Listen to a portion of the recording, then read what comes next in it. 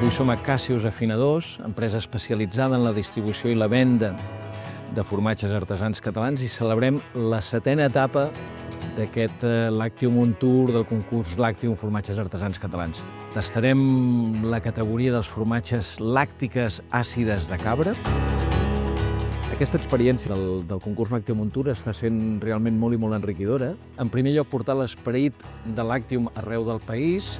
En segon lloc, donar visibilitat a altres actors que formen part de la cadena de valor del formatge artesà català.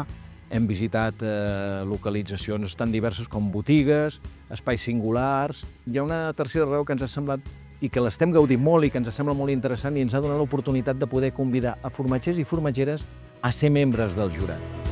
En aquestes 10 localitzacions, on hem reunit a més de 60 membres del jurat, hem fet més de 3.000 quilòmetres i hem tastat, o tastarem, més de 160 formatges artesans.